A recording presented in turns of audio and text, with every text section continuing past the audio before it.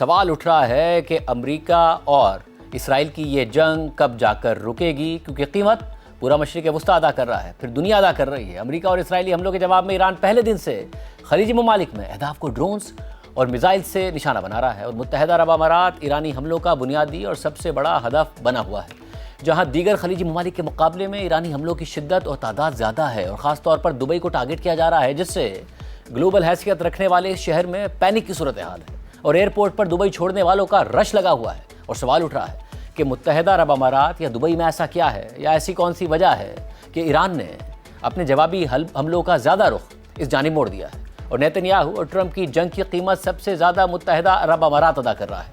जबकि मगरबी मीडिया भी ये सवाल उठा रहा है कि मुत्तहिदा अरब अमारात में ज़्यादा हमले क्यों हो रहे हैं। CNN ने अपनी रिपोर्ट में लिखा है कि अमेरिका और इसराइल ने ईरान के साथ जंग छेड़ दी, मगर इसकी कीमत मुत्तहिदा अरब अमारात अदा कर रहा है। ईरान ने खबरदार किया था कि ईरान पर कोई भी हमला पूरे खित्ते को लपेट में ले लेगा। अमेरिका और इसराइल ने या तो ईरान की इस बात पर यकीन नहीं किया या उसे कोई बड़ा ख़तरा नहीं समझा, लेकिन इस जंग को अब 13 दिन गुजर गए हैं और खलीजी ममालिक इसकी कीमत अदा कर रहे हैं और सबसे ज़्यादा मुत्तहिदा अरब अमारात मुतासिर है। मुत्तहिदा अरब अमारात की वजारत दिफा के मुताबिक जंग शुरू होने के बाद से उसकी सरजमीन पर 1700 से ज़्यादा मिसाइल और ड्रोन्स दागे जा चुके हैं, जिनमें से 90% से ज़्यादा को इंटरसेप्टर्स, लड़ाका तैयारों और हेलीकॉप्टर्स ने मार गिराया है। अमरीकी सदर ट्रंप ने गुज़िश्ता हफ्ते CNN को दिए गए एक इंटरव्यू में तस्लीम किया कि ईरान का अपने अरब हमसाया ममालिक पर हमले करना जंग का सबसे बड़ा सरप्राइज़ था। इतवार को ईरान के पासदारान इनकलाब ने बताया कि वो अपनी 60% ताकत हमसाया अरब ममालिक में मौजूद अमरीकी अड्डों और स्ट्रेटेजिक मफादात के खिलाफ इस्तेमाल कर रहे हैं, जबकि बाकी ताकत इसराइल के खिलाफ इस्तेमाल हो रही है। रिपोर्ट के मुताबिक ईरान की तरफ से मुत्तहिदा अरब अमारात पर किसी भी खलीजी मुल्क से ज़्यादा प्रोजेक्टाइल दागे गए हैं और बज़ाहिर ये तादाद इसराइल से भी ज़्यादा है।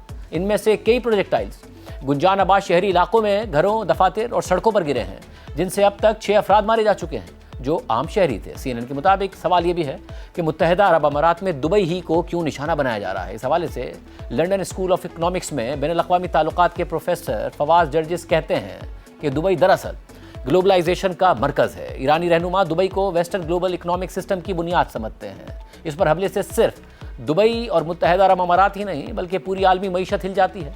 रिपोर्ट के मुताबिक परसेप्शन बहुत अहम होता है।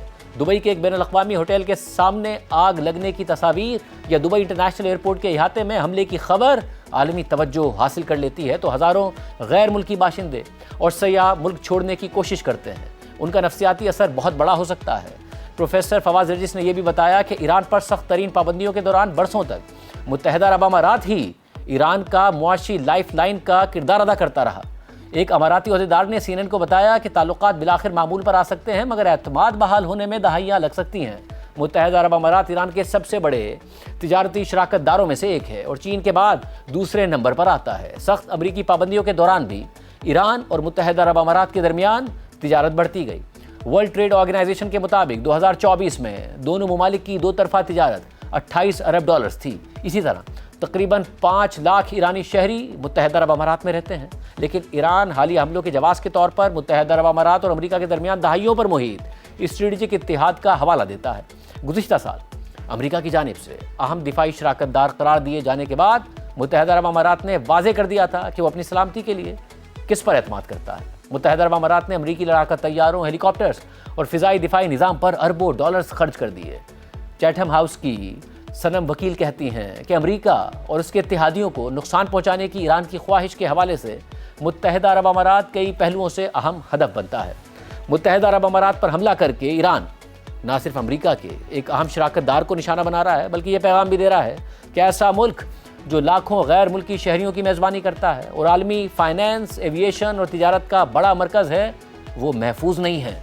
इसके अलावा जोग्राफियाई लिहाज से भी ईरान के लिए मुत्तहिदा अरब अमारात को निशाना बनाना निस्बतन आसान है।